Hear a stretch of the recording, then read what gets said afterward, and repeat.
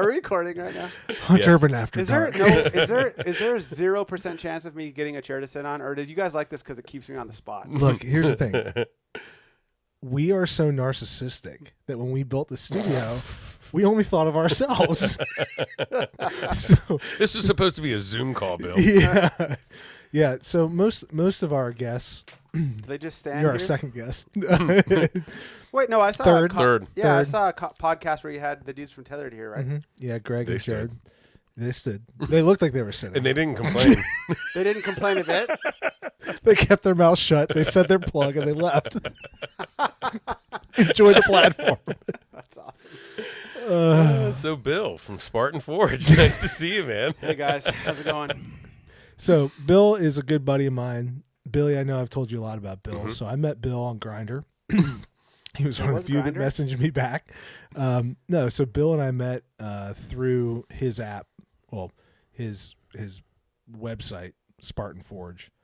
It's SpartanForge.ai, right? Yep, you got And it. so Spartan Forge is super cool. I know that we talked about it, and now Mm-hmm. you're set up on it as well. So, Bill, do you want to talk through kind of like how you came about? First off, what is Spartan Forge? Mm-hmm. And then how you came about realizing that there was a need for this in the hunting space, and then what this application does, and then what your kind of roadmap forward is looking like that you can disclose, because this is going to go live pretty soon. Yeah, So. okay. So Spartan Forge, I guess, essentially is a machine learning company or artificial intelligence company. And the idea came about as I was developing other products for the military where essentially it's all targeting, which is you're trying to get after something that doesn't want to be gotten after. So identifying the variables that surround it. This all got really serious quickly. Oh, don't That's how we worry. roll. It'll We'll go back to neck it'll kissing. slide and back, RP. yeah. Yeah. I was going to say it's an offshoot of Grindr for hunters, but That's a great idea. exactly. So as I was doing this targeting Axe work- grinder. Axe grinder, We'll unveil it at the next ATA show. tethered and grind. That's the SM version. Yeah. I like those 11mm ropes. So we I only have 11 an 8. millimeter metric, huh? Mm-hmm. It's the Queen's rope. God save the queen. So anyway, what was this? Oh yeah, so it's a targeting problem. So any targeting problem is you isolate every variable you can around the targeting problem. You account for them, and then you make them available to the person who's making the decision. In the military, it's the commander. Spartan Forge is the hunter. Basically, what you're trying to achieve, the area that you have set aside to do that. Whether it's right now, it's using a zip code function.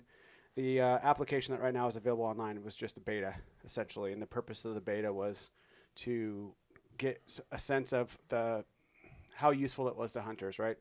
We knew if the data science was good, we could prove that. Scientifically, we could prove that, but we thought if it didn't get in the hands of hunters and it wasn't relating or showing them more deer on the hoof, then it was no good. It was useless. So what we did was we put that on the market. No advertising, no nothing really, just word of mouth, and we got way more subscribers first year one than I ever thought we would. What I really wanted from year one was put it out there, get the pro staff using it, get people using it, getting back to us saying, hey, it doesn't seem to ever work, or it works pretty consistently. And, whether it was Taylor or other guys like Garrett Prawl or Andy May or these people who are really diligent with, photos, with tracking, diary of deer sightings, all of those things, they all came back and basically said what we were coming up with from a scientific perspective was about 65% of the time, this time last year, it was accurate in predicting whether deer would be during legal hunting hours, focusing on their core areas, if they're in some type of transition between core and destination, whether that's, a scrape line or just a transition area going to feeding, or like a staging area, people call it, or whether they were hitting traditional areas where they're not covered, or what we call full range. And how I define full range is always like you drive by that field where you never see deer, and one day at 2 p.m. it's full of deer, right? Something has happened, right, that puts those deer out into the field, especially in mass, not 1 or 2, but like 10. So how we measured that for hunters was first on the stand, but then secondly, as hunters had cameras set up, right? You have cameras where traditionally you're just seeing nighttime movement. Then you have cameras where they're closer to bedding, and maybe you'll see some more daytime movement. What we did was on those cameras where it was just nighttime movement, we'd look at the days where there was daytime movement or close to sundown movement. Then we look at what the predictions were, and again, it was right in there at about 65%. So we knew we were dealing with something that was predicting pretty well. And the chief complaint that we got was, I need this in an app so I can use it while I'm out in the field, or download the predictions whenever I'm going somewhere without cell service, and when's that happening? So it was in the roadmap, like I said, but all of this is built around the artificial intelligence. We needed to know first that that was good. And then after that, we were willing to make the investment to do all of the time and monetary investment to do the app. So the app's finished. It's sitting on my phone right now. It's being tested out. In about a week or 10 days or so, it'll be in your guys' hands for people to start using. And then, we're aiming at a 1 August to 15 August release date for everybody to get their hands on everything. See, I think that's so cool. So for me, like Billy and I, we were talking about this on our last podcast. We were saying how excited we were to have you on, and saying how, all of our evidence as to, why deer are moving or what makes a hunt day one that we pick or more successful than the other is all just anecdotal evidence for us, right? Like we've just over the years figured out, like, okay, if the pressure is here or after a storm or something here or there, we tend to see more deer, right? But we can never, until we met you, figure out like why that field is full of deer one day at 2:00 when other times there aren't. But for me, I used to have this conversation with a lot of people. Greg Godfrey was one of them, where we go back and forth on it. And it's like, I know there's something that triggers deer to get up and move, because we can drive around a neighborhood and we can go maybe on one day, like a Wednesday at 1:00 in the afternoon, I can go see 50 deer. But every Wednesday at 1:00 in the afternoon, I don't see 50 deer. Right. So there's some times where something's happening that's triggering deer to get up biologically and be out further from their home range than they need to be. So yeah. So my biggest question when I started looking into this was, well, what is the factor, or what is the combination of factors, right? But then I started to back up and said, well, does it really matter?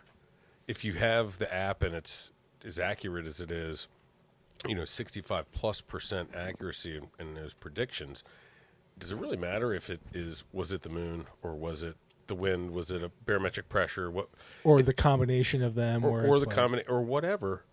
Does it matter at that point, or do you just look at the prediction and say, well, it's going to be a good day? Yeah, I mean, that's a good point.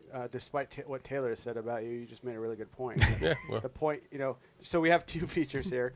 That was pillow talk, Bill. Right, exactly. I shouldn't have Thank you. shared that. Oh, yeah. He shared that when the endorphins were high. So the inhibitions drop, and I like pain. the muscle comes off. That's where those 8mm come in. Again, metric. Don't leave bruises. There's the metric system, and then there's the system of the people who put, a space shuttle on the moon. True story. The Russians? Joe Rogan? No. But anyway, that's a good point. And so that's actually something that we're addressing, because there are people who really want to get into the why. Because you always don't want to make someone dependent on a system. Mm-hmm. You want to try to explain the system as much as possible. With neural networks, it becomes super difficult, because I always make the comparison that it's like explaining to someone why they're getting goosebumps. You know what I'm saying? Like, it's happening in a very deep part of the mind. Mm-hmm. And whether, if it's pillow talk again, it's obvious why the goosebumps are happening. Mm-hmm. It's my pleasure center. Right. But if it happens for you when you're cold and it's 63 degrees, right, and for him it's 68 degrees is cold, right, and you're getting the goosebumps, or you're feeling cold or whatever, that's happening in a place that's not controllable. And there's complex overlays of systems and functions and circuits in your brain that are determining whether or not it's going to commit the resources to doing something like giving you goosebumps or making you feel cold or warm. It's the same thing with a neural network. Is the data, you get the data, those isolated data variables that I talked about, which GPS collars, these collar deer studies, 30 years of weather, terrain, aerial imagery, topographic imagery, LiDAR data, and NSDVI data, all of these data repositories that get fed into the neural network. And what the neural network essentially does, or a really easy way to think about it, is it runs the data through millions of different paths through the neural network, and then it figures out on the other side what is closest to the intended outcome. So it doesn't necessarily, I'm talking about it like it's sentient. It's not. there's really not even a rhyme or a reason sometimes of why it's so accurate. All we know is that it's accurate, and it's accurate every time. So there's two features. Going back to my initial point was there's the where feature and the when feature. The when feature is done, something we finished last year. We're refining it. It's always getting better, but it's basically saying, in the field, these are the times, the days that are the best. But then we still nest it inside of a geographic reference and saying they're going to be in their core area, which isn't really when, but it's esoteric. It doesn't matter. But then there's the where feature, the second part. That's a lot more tangible. So like when you highlight a map, like next year or the year after, whenever we get the where feature fielded, it's going to have to work with a map. So when you highlight a map and it's showing you, here's bedding, here's a transition line, here's the leeward areas for the predominant wind. It's you can feel that and touch that. You're getting immediate feedback because oh, that's wrong. There's no way that's where deer are, or it's right. Whereas with the when feature, you don't get that. You just have to trust it. So we are trying to build in some of the. It's a really long answer, but your point's astute, which is if the machine is always right, which it's right a lot, especially in this data set, then why question it? And my only thing is, I agree with you, but there are a lot of people that want to try to distill as much as possible out of things. So sure. It's like that DIY. Everyone's got a DIY. In saddle hunting, that was built off of DIY. People want to take something and go to every little detail and tweak and change and make it, I don't know, tailored for themselves. Right? Exactly. Yep. And that's, there are interesting observations where because what we can do right now is we can ask's not the right word. We can rank the feature set to see what the machine is using most as being indicative of movement, but then it doesn't only vary geographically, as in where it is in the U.S., but it also varies temporally. So like what moves deer early season is not what moves deer mid-season, and it's not what moves deer late season. So when you have these people who come up with these models, right, humans are pattern recognition machines. We recognize patterns visually, but then we also see patterns of behavior. We see instinctual patterns. We recognize them even if we don't know we're recognizing them. We recognize them. Like you get a bad feeling about a person, it's because they're exhibiting some behavior that you recognize as being indicative of a shitty person. Like what I'm doing right now. Staring Used at car me. Salesman, staring at Taylor's chest. Not good stuff. But anyway. I don't even have my push-up bra on. You've got your nipple rings in, though. Oh, man. Disco ball ones. So anyway, now I've totally forgotten where I was because I'm thinking about disco ball nipple rings. Yeah, exactly. You're welcome. That's just what we bring to the table. Disco ball nipple rings is playing this weekend in DC. I heard. Is that a band? Yeah. I think we lost your audio. Did you? Taylor's. Oh man. Capture Creative. Thanks a lot, guys. Call them up. Is there another mic jack that you can try to jack into? Now I'm back. Oh yeah. Oh, there it Lord is. have mercy. Wow. Impressive. Unpause. Good to be here. Wow. That short Yeah, it's a commercial little break is brought to you by Capture Creative. Luckily for them, we bill hourly, so that was at least 7-hour delay. Plus the emotional trauma that I just endured was just terrible. I'll get those endorphins rushing again. Don't worry. Yeah. Now I have goosebumps. Where were we? Yeah, where were we? Pattern machines. I think. do have a question. Yeah, let's move on because I forgot. Did you raise Yeah. your hand? Yeah, but I can. It's really nice for me to be able to hear it's gonna myself be- right now. I just want to let that. I'll raise it, but it'll be in a cupping motion. But yes. So you talked about all these different sources of data that you're using, and that each of them, you don't know which path, like you said, the prediction's coming from. But are there possibilities that any of those factors could possibly negatively affect one of the predictors or the prediction? Absolutely. And so we throw it out when it does. So how do you know that it's? Do you see anomalies? Yeah, so what we'll be able to do is as we're getting new data and we're testing against new data, our feature set's pretty set right now. In other words, early on that was a problem we had to account for. As we were training the systems, we were looking at where it positively correlated with movement or negatively correlated with movement, or where it had no bearing on movement whatsoever. Especially early on, moon phase was one of those things that seems to have almost no bearing on movement. But then as we get more and more data, it seems like sometimes it bears on movement. So people always ask me, like, usually the first thing people ask is, does moon phase affect movement? And my answer is always, I don't know.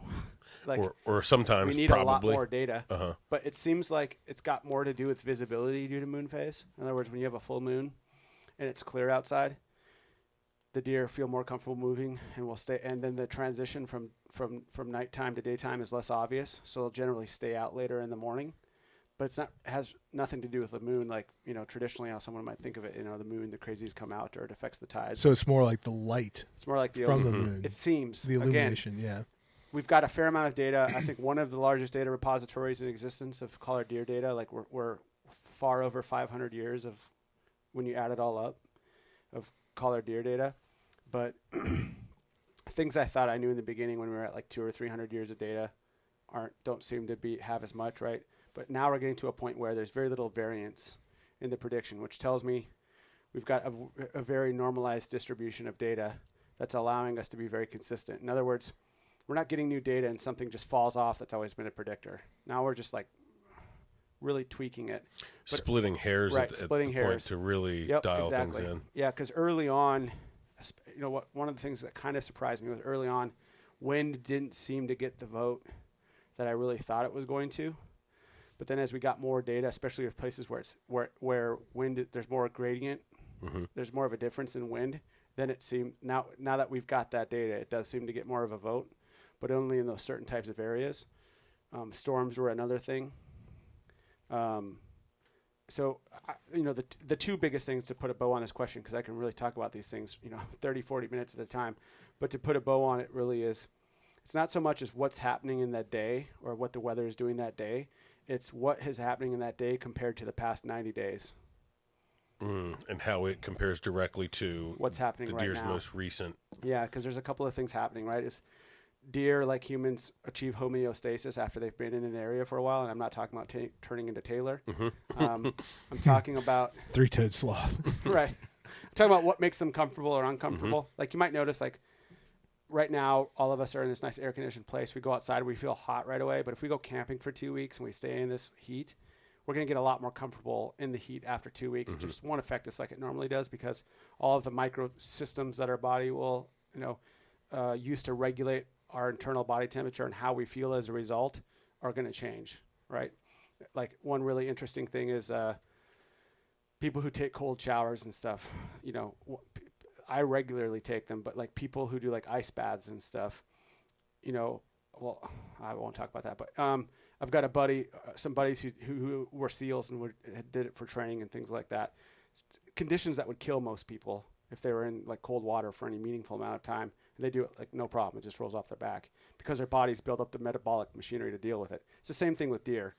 So what's been happening over the last 90 days, right, affects how their body perceives risk as it pertains to a pressure drop. So if they've had tons of favorable feeding days and they feel a massive pressure drop, especially mature bucks are much more likely to just sit it out and wait.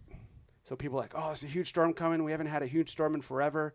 It's going to be massive deer. It's going to be spiking. It's like almost consistently when you see that in the data, there's no movement.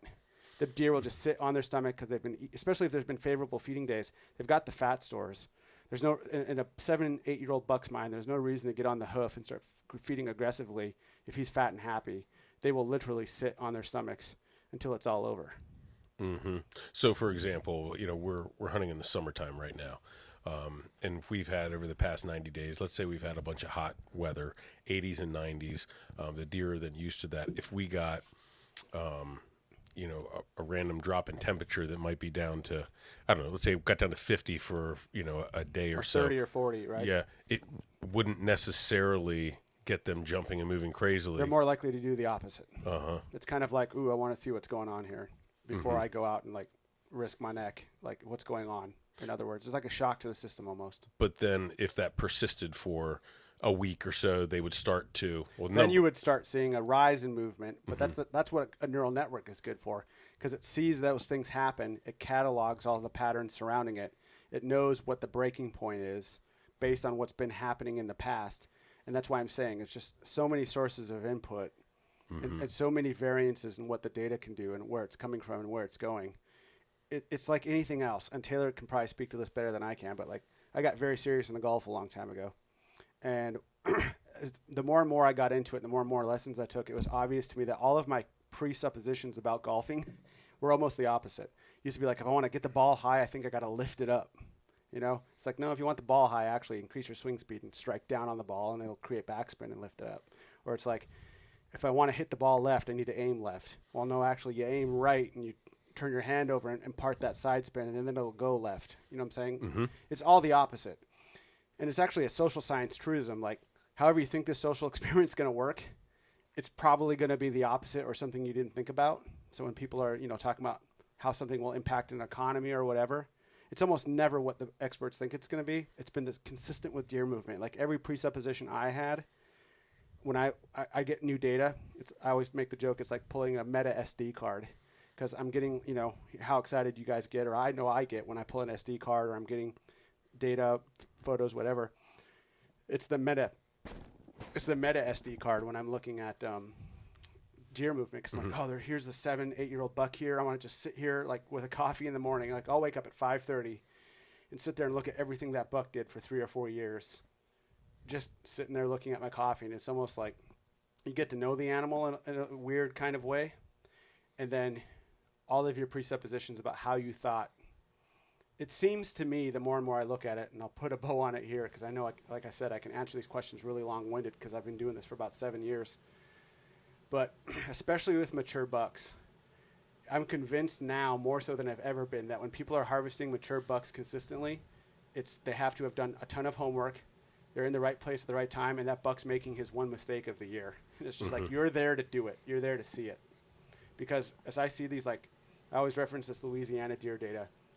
This was like a hunting property. It was a hunting club that a college had gotten access to go and tag deer on. And they had consistent stands that they always hunted, and they had names for the stands. Then they had logs. So I got to go through the logs and see who was hunting where and when. And it was like there's a 7-year-old deer that ended up dying on like a hillside there. It was so consistent, he would wind the stands before he'd go into any area. And if he smelled anybody on stand, he just kept walking past. And his trail would go right over their trails that they would take in. So he knew when they were going through, he knew if they were on stand, and then he would just keep heading east and not be anywhere near that area. And it's funny because, I mean, again, I'm sorry, I'm very long-winded on this, but people will often say, and on these studies, I talk to people who are either engaging in the studies or who hunt the areas in the studies, and they'll be like, oh yeah, we killed this massive traveler buck. And you'll be like, oh, that's awesome, right? And then he'll go through the data once that collar comes off. It's like, nope, he's been living there the whole time, ghosting every one of you. He doesn't even he won't go on your cameras. He knew where the cameras were. The camera area for him was simply an area to ghost and smell does and move on. So it's just like, That's pretty wild. Yeah, it's crazy. So can you kind of, I don't know if you're allowed to, but this was developed from your experience in the military, right? So I assume that you were trying to pattern possibly insurgents or things like that, or maybe, I don't know, were you trying to pattern like the insurgents and where they were going to be? Yep. Or were you trying to, see when they're going to attack, or was it all of the above? How did that come about? There was a few things. One of them was when these guys were most likely to engage on telecommunication devices that would make them susceptible, and the stuff and when they would choose to do that and where they would choose to do that, what time of the month they chose to do that, and then how they did it. There was prediction that was there that was useful. Now it's long since passed. It's not stuff we use anymore, which is why it's, you can talk about it because it's not a tactic anymore that we engage in. But then also structuring.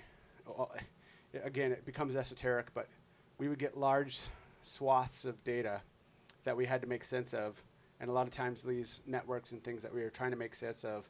So forget about targeting personalities. Now we're just targeting data. We're just looking at data and trying to make sense of data. These neural networks would go in and make sense of this data and then structure it in a way that made it human readable. And that was a big problem for us as well. So there was actually 4 or 5 there were 4 different types of neural networks that I participated directly in the development of. Some of them were akin to some of the things that you were talking about. Some of them were just like hard data problems, and then some of them were like deconfliction of machines and other autonomous drones and things that we had on the battlefield. But the core concept here was taking too much data for a human to look at, make sense of, and be responsible in the analysis of, because people's lives depending on it, and then sicking the machine after the problem, telling the machine to do it, and then being successful, right? So all of those things as a core competency have the same evolution towards success. In other words, the same things that you're doing as you make these machines successful, because they're really dumb. Like when people start talking about like general intelligence and artificial intelligence and us being taken over the machines, I'm not convinced. Having done a lot of this work, it's like they need so much training and so much hand holding, and the smallest things can throw the data off. They're so power hungry. It takes a lot to do it. I don't ever see anything in our lifetime being in artificial intelligence. We call it a general intelligence, which basically means you just throw any problem at it and it solves the problem. I think we're like 75 years away from that. I don't think it'll certainly happen in our lifetime. That's good. We don't have to worry about Terminator coming true. Not yet, anyway. Especially if you get an anti-hunting Terminator that just then goes and tells the deer, hey, they're predicted that you're going to get shot this day, so you might not want to come out. It's a robot that looks like Wall-E, but it's grunting and communicating with the deer. But like when it comes to very specific tasks with large amounts of data, where we can tightly constrict what the mission is and what the goal is, what we're doing with the data, then it's very useful and very helpful. For example, deer hunting with it. Yeah, right? Exactly. Because what you were talking about, it's so cool to see these like common myths in deer hunting get busted. I mean, for you, what was the most eye-opening myth that was busted, and then which one held like kind of true? Because I mean, what's really unique about this is you, in the fact that you have this like amazing skill set in the AI kind of like IT world, much more advanced than Billy and I smacking the computer or trying to blow on the floppy disk drive and put it back into our. Was it floppy after Who's you going to be blew the on floppy disk? I'm always the floppy. They have pills for that. Yeah, I just meant my pear body. But also, you grew up hunting. You do a ton of hunting, so you're like the perfect combination of somebody that knows all these like myths, and you can apply this in a hunting sense. So, what was the most disproven one? Was it the moon? And then what was the most proven? I guess the thing that really blew me out of the water the most was deer really don't. So like you'd look at a lot of prediction systems, or you'd look at like a lot of, old wives' tales, or you're reading a newspaper article or a Outdoor Life or something, and they'd have these systems in there on how to like predict deer movement. Yeah, Farmer's Almanac type. Right, exactly. Or they'd come up with these expert systems where they'd say, if pressure's dropping, give yourself a point. If temperature's going down, give yourself 2 points. If wind's going up, minus a point. So all of those things were only about as useful as the amount of buckets that they would produce against. So in other words, if you had 4 possible outcomes, they all sat at like 25% efficiency. In that to say you'd be just as good throwing a dice and seeing, because what those systems weren't doing were looking at everything leading up to that day. It was just looking at a day in a vacuum, right? And you have the blinders and you're looking at that day. You're not looking at the past 3 months. Or the time of year, like you're talking about, or the location. I mean, I think one of the biggest eye-opening things for me when we first started talking like in depth about deer movement and kind of really noodling through was like deer. What makes a deer move here in DC is not the same thing that makes a deer move in even like New York or Pennsylvania or South Carolina or Pennsylvania, right? Yeah, exactly. I mean, right nearby, the different ecosystems cause completely different things. I would wonder even if a deer that moves here is not moving on the shore, right? I mean, because that's a totally different kind of ecosystem, different pressures, different stuff. So, I mean, that was really eye-opening, and that completely discredits the standard, if the sun's up at a point, right? Yeah, I mean, and that really isn't even Bubba proof to begin with. Like, I think a lot of guys are lost at making a mathematical kind of valuation of a day. Yeah. But to put a bow on that, I would get a prediction from the system, and there'd be like 4 days where it's like high movement. Then there'd be like 7 days of low movement. And it always made me feel uneasy because I was so used to seeing a lot of variance. Like I'd use other apps where it'd be like 3 o'clock on 3 Wednesday. p.m. on Wednesday, it's going to be moving. And then you're like, okay. And then you kind of get conditioned to expect that result. Again, like golf, right? You think you have an idea of how something should be. And when you really get into it, you figure out it's not at all like you thought it was. So I'd start, and I would feel uneasy when I was looking at our predictions. I'd be like, man, I don't know. It says it's going to be like core movement for the next 11 days. Like, that's not good, right? Like, that doesn't seem like deer to me. But then, so what I would do to offset that is I actually go look at the GPS data and look at the bell curves that are getting produced. That was exactly what would be happening. It'd be like 12 days of core movement, and then like 2 days of like crazy movement, and then 12 days of core movement, and then 6 days of crazy movement.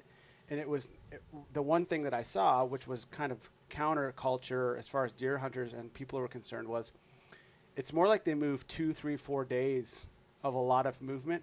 In other words, they don't have a switch, just like us, inside of them that just says, move a lot for 10 minutes and then go lay down. All right, now go move I a have lot that for 10 switch. minutes. Right. Yeah. Yeah, that's because you can't go for more than 10 minutes. Yeah. Wait, what are we talking here? No. Just walking from the couch to the kitchen and then back down.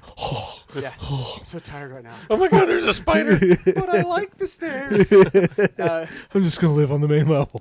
But that was one of the things was it's more like spikes in movement. And then when you start thinking about it, or I talked to biologists that I was working with, and then they would contextualize it and make sense of it. It's like, yes, these deer haven't had favorable feeding days. There are 4 favorable feeding days coming up. They're going to, unless pressure, right, which is the biggest vote here, right? I can't account for that currently. Unless pressure dictates it, they're going to be feeding as much as they can to get their fat levels as high as possible because they don't know when they're eating again. So you think about it from a survival instinctual perspective, right? It's the reason why our blood sugars arranged the way it is because, ancient man saw a raspberry bush and said, oh, I don't have to compete for this food. I'm going to eat as much as I can right now. So when we eat from a raspberry bush, our blood sugar spikes and makes us hungry. We're ravenous, and we'll eat as much of that thing as we can, right? That's why our blood sugar works the way it does. Whereas if we're getting meat, our blood sugar stays low. We feel satiated. We're not hungry as often. It's the same thing for deer, right? If they're not getting the urge to feed, or if they are getting the urge to feed, they're going to satiate that urge, right? So they're going to get as much fat on their bones as possible, especially as it goes to the winter.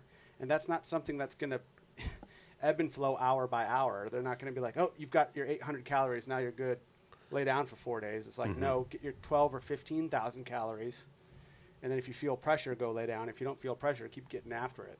So it was like, for me, that kind of was a paradigm shifting type of thing. That is a big shift. I'm a falconer, and feeding these hawks and falcons and during the training process, it's very similar. They won't once they're satiated, they don't want to work. They don't have to work. Right.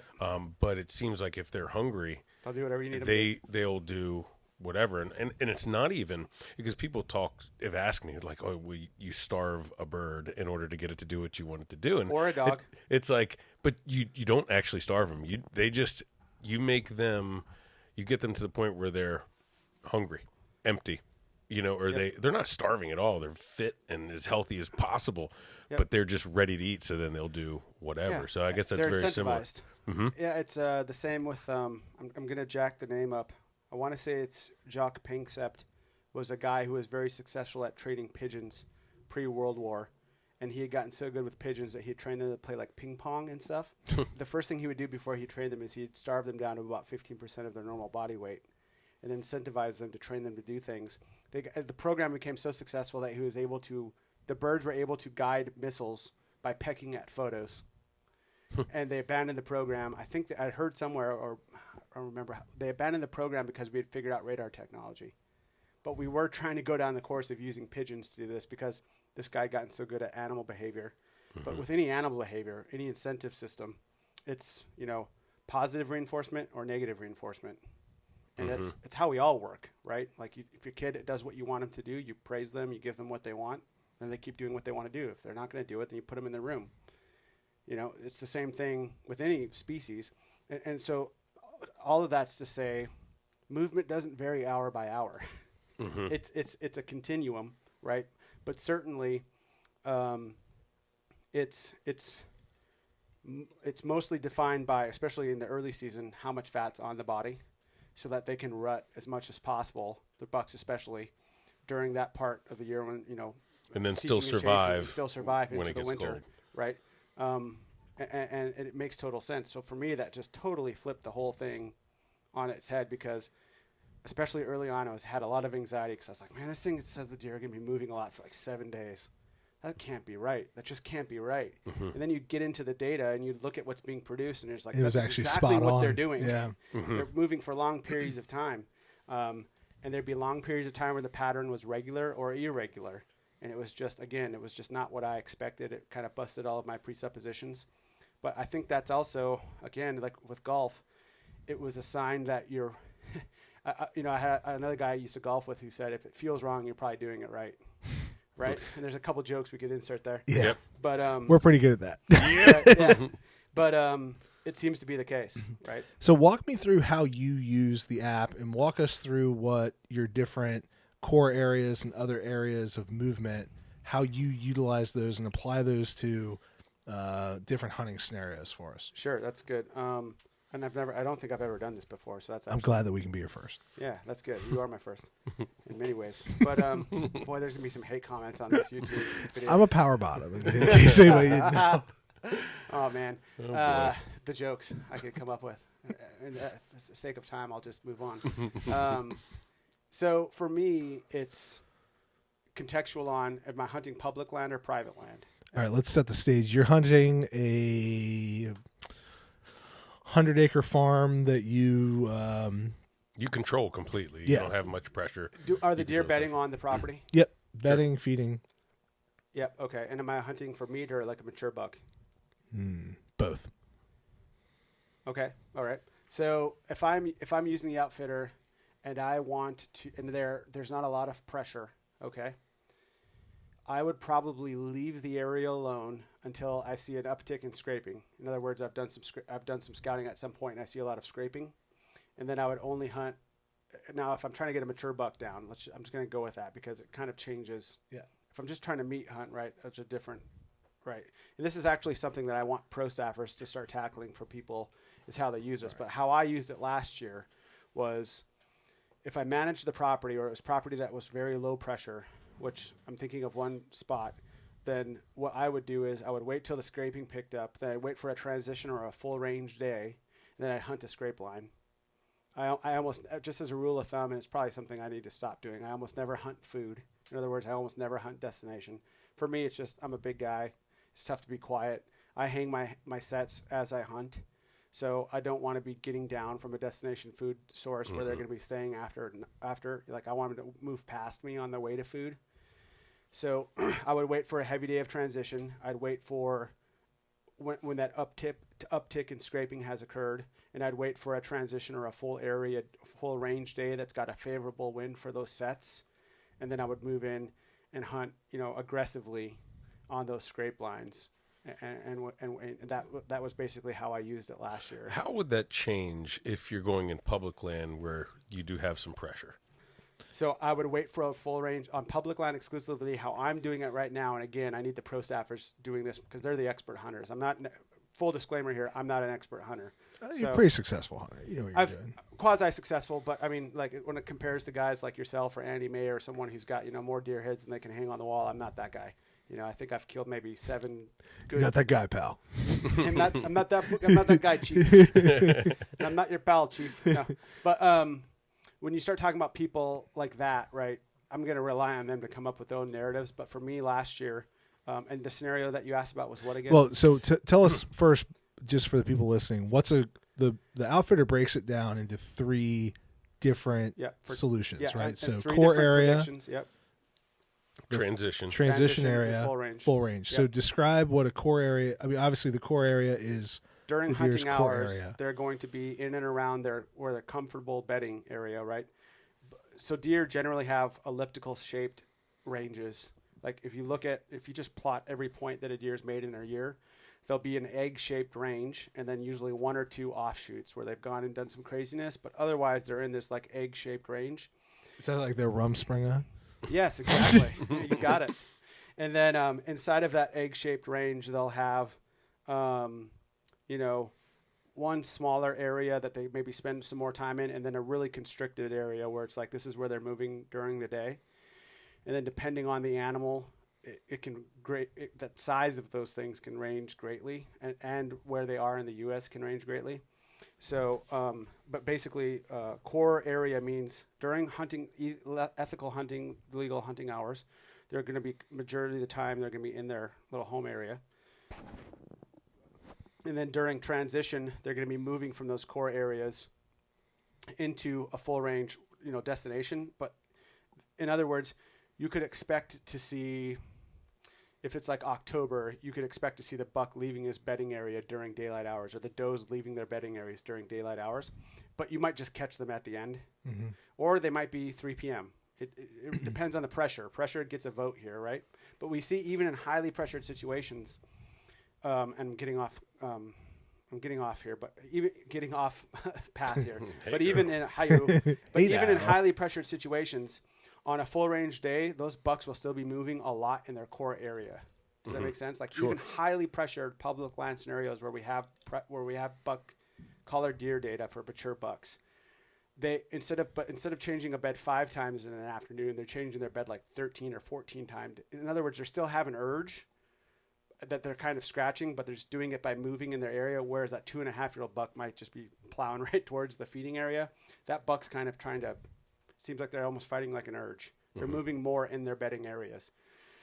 So transition is just in between those two things, and then full ranges, they can be found anywhere inside of their range, moving all over the place. And then we have pattern, which is abnormal, very abnormal, or normal pattern.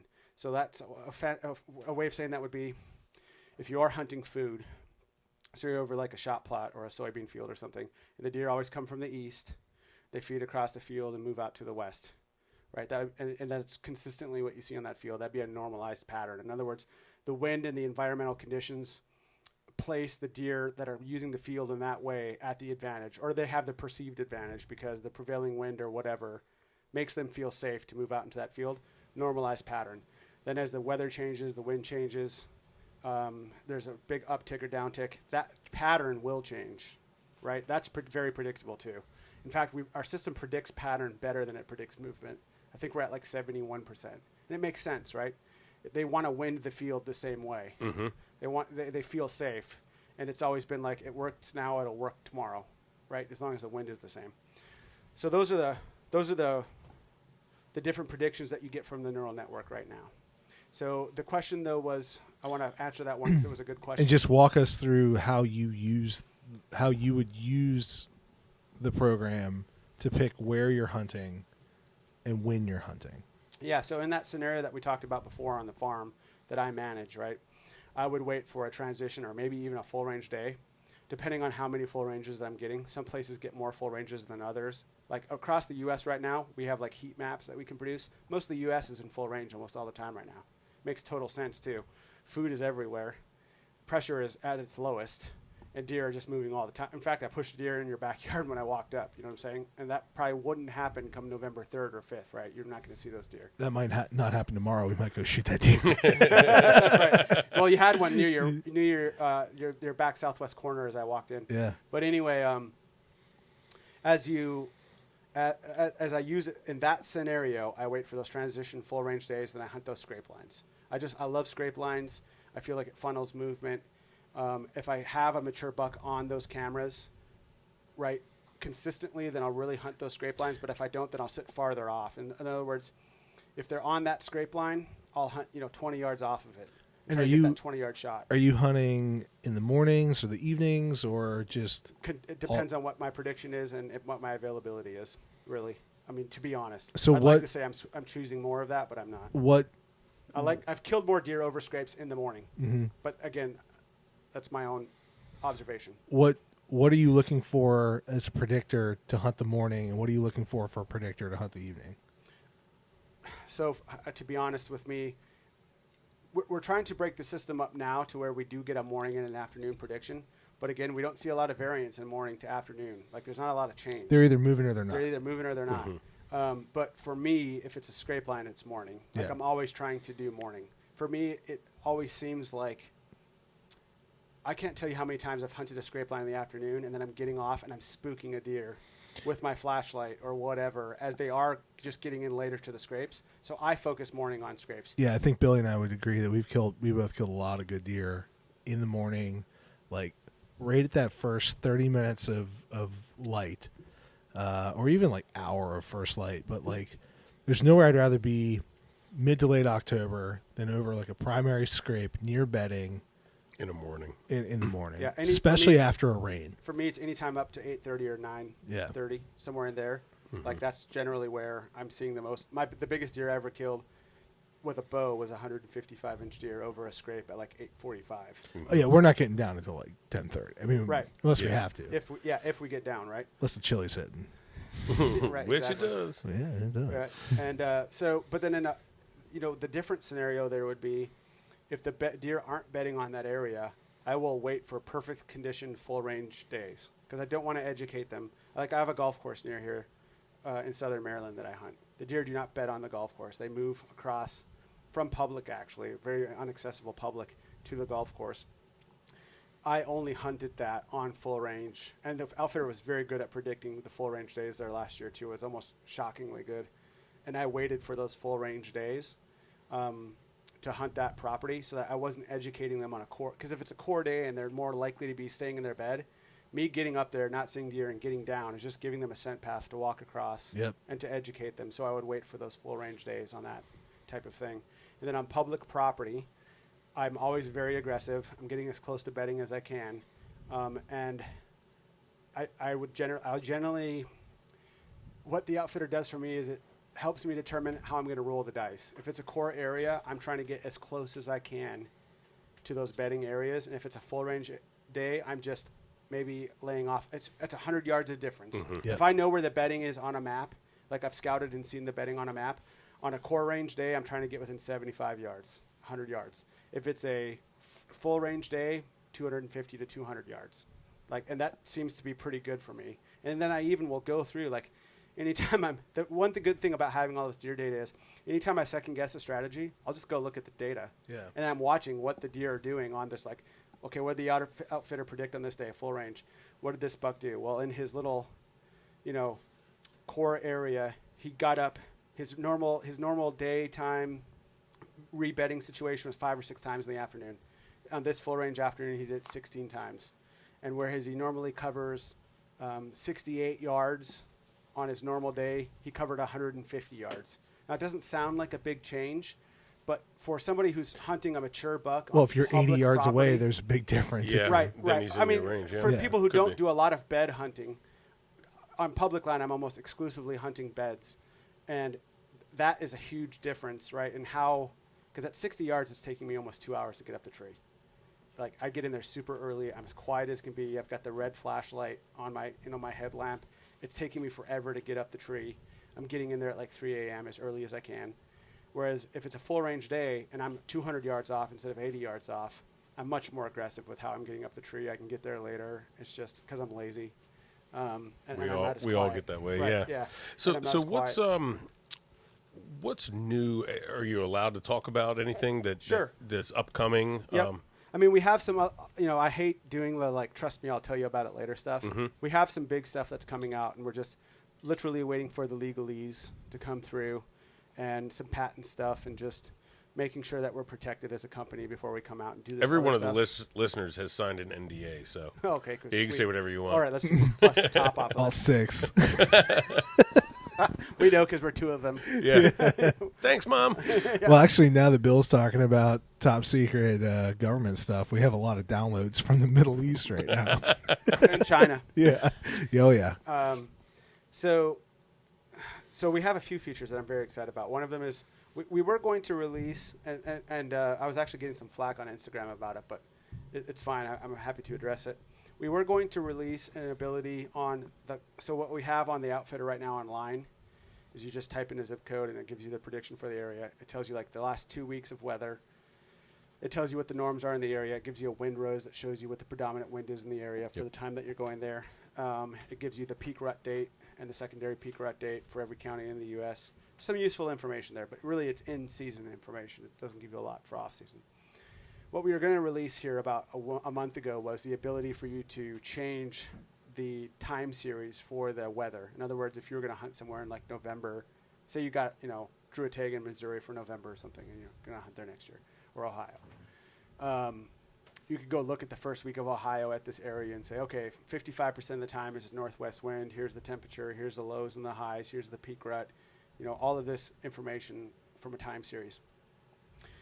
We were putting a lot of effort towards that development to get that fielded, but we knew we were doing the app, and it was taking away from the app development. So I just made a call and said, look, this is going to be a feature in the app, and the app's going to come out in August.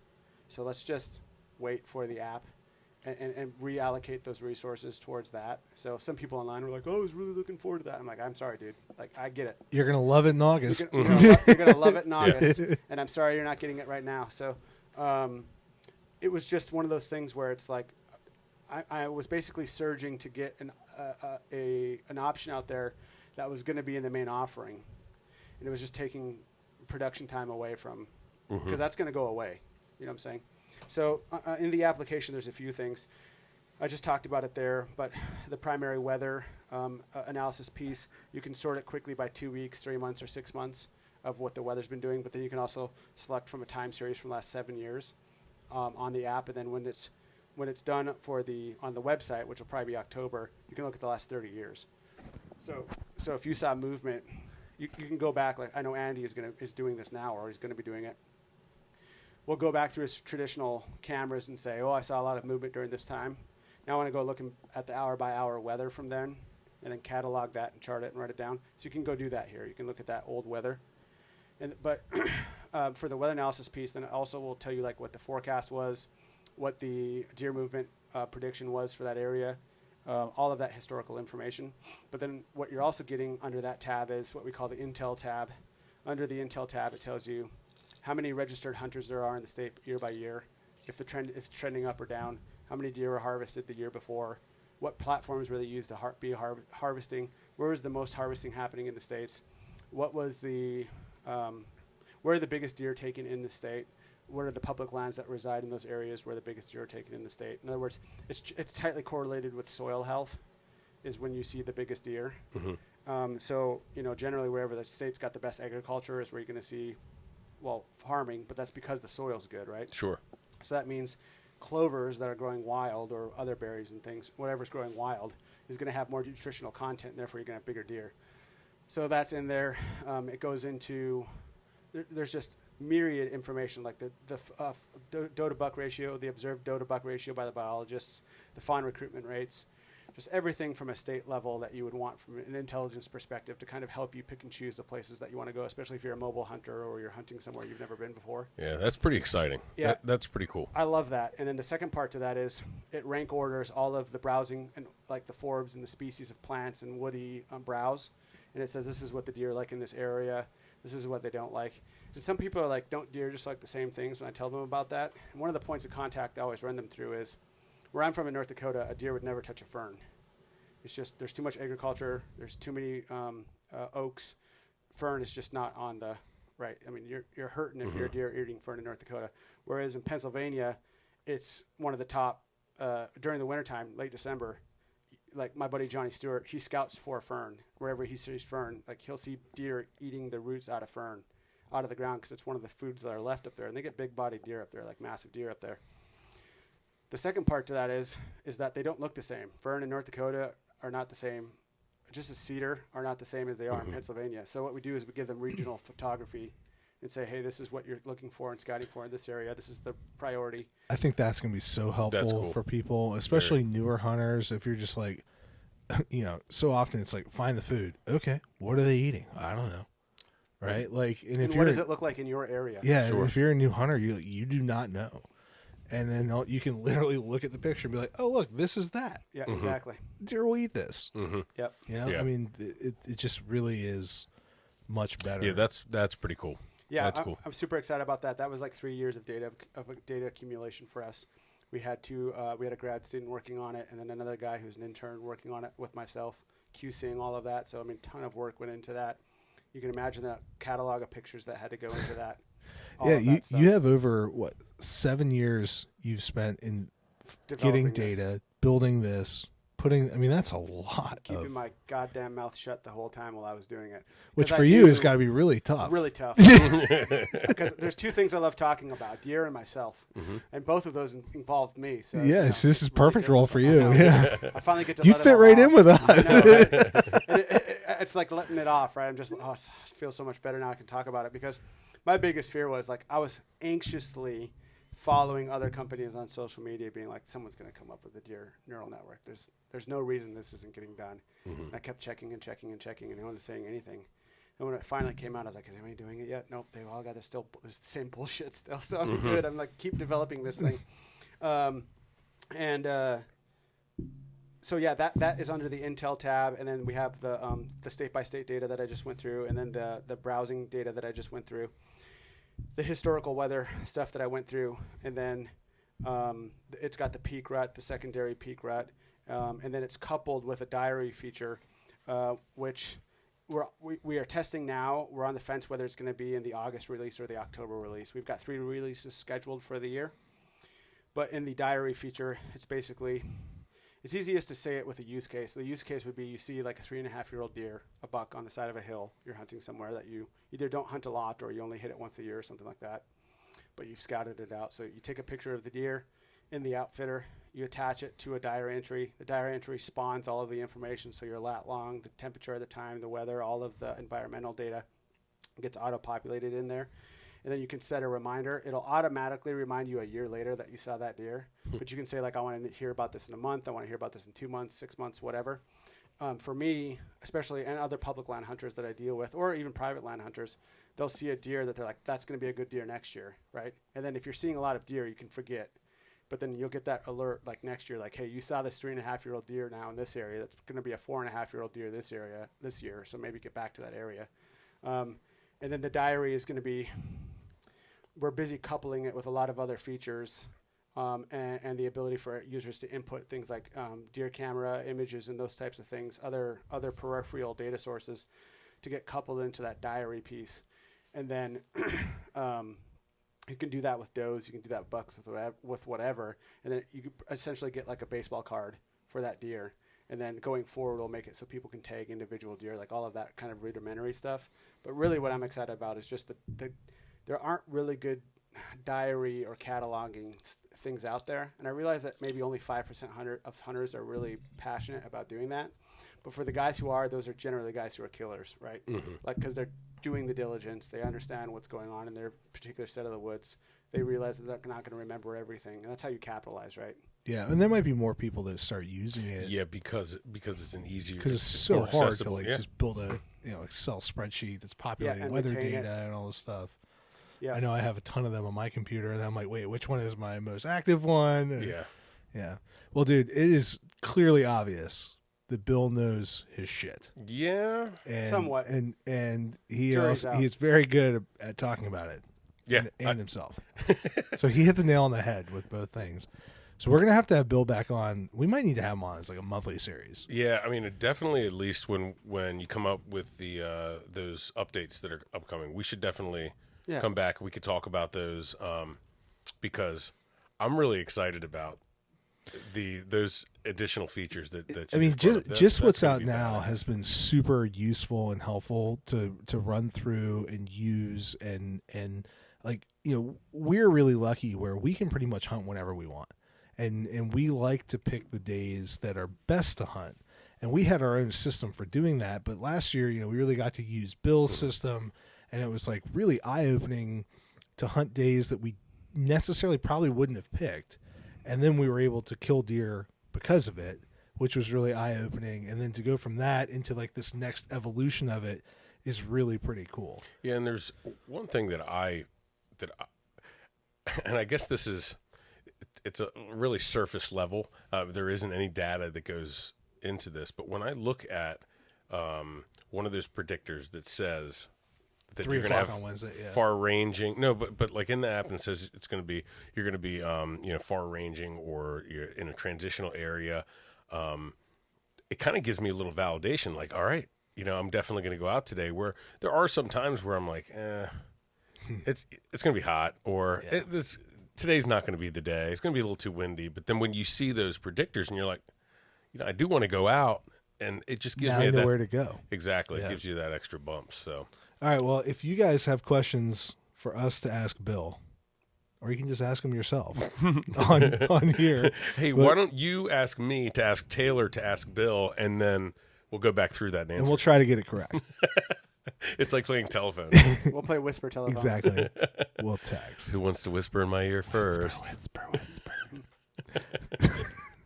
All right. Thanks, guys, for tuning in. Let us know some questions that you have, and we're definitely going to have Bill back on. Bill, Yeah. thanks for coming Thanks, on. guys, man. for We're having me. stoked Awesome, to man. see, stoked to start testing this even more. Can't wait. Cool, All right, man. guys, Thank you. thanks.